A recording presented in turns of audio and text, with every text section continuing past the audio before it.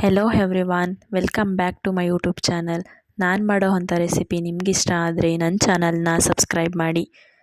ಬನ್ನಿ ಮೊಟ್ಟೆ ಸಾಂಬಾರು ಮಾಡೋಣ. ಈ ಮೊಟ್ಟೆ ಸಾಂಬಾರು ಮುದ್ದೆ ಮತ್ತು ರೈಸ್ ಜೊತೆ ತುಂಬಾ ಚೆನ್ನಾಗಿರುತ್ತೆ. ಮನೇಲಿ ಒಂದು ಸಲ ಟ್ರೈ ಮಾಡಿ ನೋಡಿ. ಬನ್ನಿ ಮೊಟ್ಟೆ ಸಾಂಬಾರು ಹೇಗೆ ಮಾಡೋದು ಅಂತ ನೋಡೋಣ. ಫಸ್ಟು ನಾನಿಲ್ಲಿ ಸ್ವಲ್ಪ ಕಾಯಿನ ತೊಗೊಂಡಿದ್ದೀನಿ, ಅರ್ಧ ಓಳಷ್ಟು ತೊಗೊಂಡಿದ್ದೀನಿ. ಇಲ್ಲಿ ಸ್ವಲ್ಪ ಕಡಲೆ, ಚಕ್ಕೆ, ಲವಂಗ, ಅರ್ಧ ಟೊಮೊಟೊ ಹಾಕೋಬೇಕು. ಇದಕ್ಕೆ ಒಂದು ಟೊಮೊಟೊ ಏನು ಹಾಕೋಬಾರ್ದು, ಅರ್ಧ ಟೊಮೊಟೊ ಹಾಕ್ಕೊಂಡು ಸ್ವಲ್ಪ ಕೊತ್ತಂಬರಿ ಸೊಪ್ಪು ಸ್ವಲ್ಪ ಹಾಕ್ಕೊಂಡು, ನೆಕ್ಸ್ಟು ಇಲ್ಲಿ ನಾನು 2 ಸ್ಪೂನ್ ಆಗುವಷ್ಟು ಖಾರದ ಪುಡಿನ ಹಾಕೋತಾ ಇದ್ದೀನಿ. ಇದು ಮನೆಯಲ್ಲೇ ಮಾಡಿಸಿರೋಂತಹ ಖಾರದ ಪುಡಿ. ಆ ಖಾರದ ಪುಡಿನ 2 ಸ್ಪೂನಷ್ಟು ಹಾಕ್ಕೊಂಡು, ನೆಕ್ಸ್ಟ್ ಇಲ್ಲಿ ಸ್ವಲ್ಪ ಬೆಳ್ಳುಳ್ಳಿನೂ ಹಾಕ್ಕೊಂಡಿದ್ದೀನಿ. ಇದು ವೀಡಿಯೋದಲ್ಲಿ ಮಾಡ್ಕೊಂಡಿಲ್ಲ. ಸ್ವಲ್ಪ ಬೆಳ್ಳುಳ್ಳಿ ಹಾಕ್ಕೊಂಡು, ನೀರು ಹಾಕ್ಕೊಂಡು ಇದನ್ನು ಪೇಸ್ಟ್ ಥರ ರುಬ್ಕೋಬೇಕಾಗುತ್ತೆ. ನೋಡಿ ಇಲ್ಲಿ ನಾನು ಈ ರೀತಿ ರುಬ್ಕೊಂಡಿದ್ದೀನಿ. ನುಣ್ಣಗೆ ರುಬ್ಕೋಬೇಕು. ತರ್ತರಿಯಾಗಿ ರುಬ್ಬಿದ್ರೆ ಇದು ಸಾಂಬಾರು ಚೆನ್ನಾಗಿರಲ್ಲ. ನೈಸಾಗಿದ್ದರೆ ಸಾಂಬಾರು ಸಹ ತುಂಬಾ ರುಚಿಯಾಗಿರುತ್ತೆ, ತಿನ್ನೋಕ್ಕೂ ಸಹ ಟೇಸ್ಟು ಚೆನ್ನಾಗಿರುತ್ತೆ. ನೆಕ್ಸ್ಟು ಒಗ್ಗರಣೆಗೆ ಒಂದು ಈರುಳ್ಳಿನ ಸಣ್ಣಕ್ಕೆ ಕಟ್ ಮಾಡಿಕೊಂಡು ಒಗ್ಗರಣೆ ಮಾಡ್ಕೋಬೇಕಾಗುತ್ತೆ. ಒಂದು ಪಾತ್ರೆಗೆ ಎಣ್ಣೆ ಬಿಟ್ಟು, ಎಣ್ಣೆ ಕಾಯ್ದಾದ್ಮೇಲೆ ಸ್ವಲ್ಪ ಸಾಸಿವೆ ಹಾಕೋಬೇಕು. ಸಾಸಿವೆ ಹಾಕಿ ಅದು ಸಾಸಿವೆ ಎಲ್ಲ ಚಿಟಪಟ ಅಂತ ಸಿಡಿದಾದ್ಮೇಲೆ ಕಟ್ ಮಾಡಿರೋಂತಹ ಈರುಳ್ಳಿನ ಹಾಕ್ಕೊಂಡು ಒಗ್ಗರಣೆ ಮಾಡ್ಕೋಬೇಕು. ಇದಕ್ಕೆ ಸ್ವಲ್ಪ ಕರಿಬೇವಿನ ಸೊಪ್ಪನ್ನ ಹಾಕೋಬೇಕು. ಹಾಕ್ಕೊಂಡು ಕಂದು ಬಣ್ಣ ಬರೋವರೆಗೂ ಈರುಳ್ಳಿನ ಫ್ರೈ ಮಾಡ್ಕೋಬೇಕು. ಮೀಡಿಯಮ್ ಫ್ಲೇಮಲ್ಲಿ ಇಟ್ಕೊಂಡು ಇದನ್ನು ಫ್ರೈ ಮಾಡಿ, ನೆಕ್ಸ್ಟು ಈ ಫ್ರೈ ಮಾಡಿದಂತಹ ಈರುಳ್ಳಿಗೆ ನಾವು ರುಬ್ಬಿ ಇಟ್ಕೊಂಡಂತಹ ಮಸಾಲೆನ ಇದಕ್ಕೆ ಹಾಕೋಬೇಕಾಗುತ್ತೆ. ಮಸಾಲೆನ ಹಾಕ್ಕೊಂಡು ಚೆನ್ನಾಗಿ ಮಿಕ್ಸ್ ಮಾಡಿದಾಗ ಅದರ ಮಸಾಲೆ ಹಸಿ ವಾಸನೆ ಎಲ್ಲ ಹೋಗುತ್ತೆ.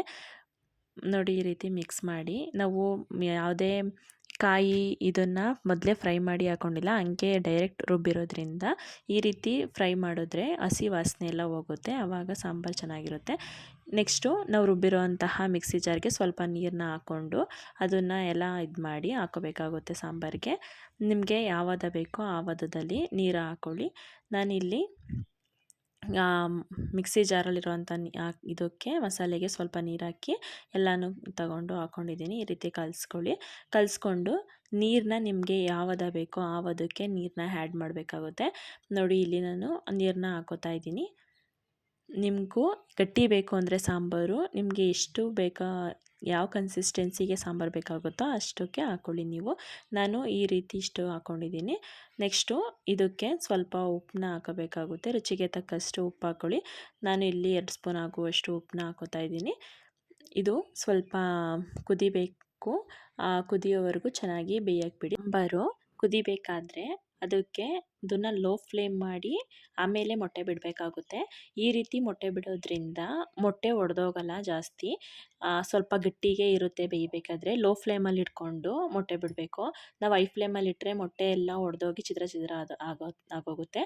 ಅದಕ್ಕೆ ಈ ರೀತಿ ಲೋ ಫ್ಲೇಮಲ್ಲಿ ಇಟ್ಕೊಂಡು ಒಂದೊಂದೇ ಮೊಟ್ಟೆನ ಒಡೆದು ಲೋಟಕ್ಕೆ ಹಾಕ್ಕೊಂಡು, ಇಲ್ಲ ಯಾವುದಕ್ಕಾದ್ರೂ ಹಾಕ್ಕೊಂಡು ಒಂದೊಂದು ಮೊಟ್ಟೆನೇ ಬೇರೆ ಬೇರೆ ಜಾಗಕ್ಕೆ ಬಿಟ್ಟರೆ ಮೊಟ್ಟೆ ಒಡೆದೋಗಲ್ಲ. ನೋಡಿ ಈ ರೀತಿ ಬೇರೆ ಬೇರೆ ಜಾಗಕ್ಕೆ ಬಿಟ್ಟಿದ್ದೀನಿ ನಾನಿಲ್ಲಿ. ಲೋ ಫ್ಲೇಮಲ್ಲೇ ಬೇಯಬೇಕು ಒಂದು 5 ನಿಮಿಷನಾದರೂ. ಇದಕ್ಕೆ ಯಾವುದೇ ರೀತಿ ಸೌಟನ್ನ ಹಾಕಿ ಅಲ್ಲಾಡಿಸ್ಬೇಡಿ. ಹೆಂಗೆ ಮೊಟ್ಟೆ ಬಿಟ್ಟಿದ್ದೀರೋ ಹಂಗೆ ಬೇಯಲಿ. ಅದು ಒಂದು 5 ನಿಮಿಷ ಹಂಗೆ ಬೇಯಬೇಕು. ಒಂದು 5 ನಿಮಿಷ ಬೆಂದಮೇಲೆ ಸ್ವಲ್ಪ ಸೌಟಲ್ಲಿ ಅಲ್ಲಾಡಿಸ್ಬೇಕಾಗುತ್ತೆ. ನೋಡಿ ಈ ರೀತಿ ಬೇಯಬೇಕು.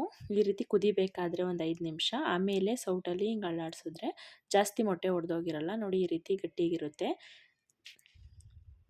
ನೋಡಿ ಮೊಟ್ಟೆ ಈ ರೀತಿ ಗಟ್ಟಿಯಾಗಿದೆ. ಇದು ಸ್ವಲ್ಪ ಬೇಯೋಕ್ಕೆ ಬಿಡಿ. ಈಗ ಸೌಟ್ ಅಲ್ಲಾಡ್ಸಾದ್ಮೇಲೆ ನೋಡಿ ಈ ರೀತಿ ಜಾಸ್ತಿ ಗಟ್ಟಿಗೂ ಇರಬಾರ್ದು, ಸ್ವಲ್ಪ ಒಡೆದಿದ್ರೂ ಏನಾಗಲ್ಲ ಮೊಟ್ಟೆ.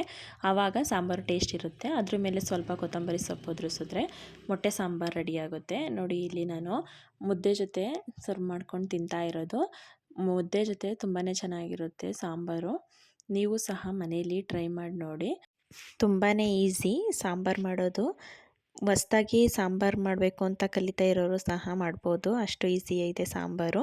ಮನೇಲಿ ಒಂದು ಸಲ ಟ್ರೈ ಮಾಡಿ ನೋಡಿ. ಇದು ಚಿಕನ್ ಸಾಂಬಾರು ಟೇಸ್ಟೇ ಕೊಡುತ್ತೆ. ಸ್ವಲ್ಪ ಮನೇಲಿ ಒಂದು ಸಲ ಟ್ರೈ ಮಾಡಿ ನೋಡಿ. ನಾನು ಮಾಡೋ ರೆಸಿಪಿ ನಿಮಗಿಷ್ಟ ಆದರೆ ನನ್ನ ಚಾನಲ್ನ ಸಬ್ಸ್ಕ್ರೈಬ್ ಮಾಡಿ.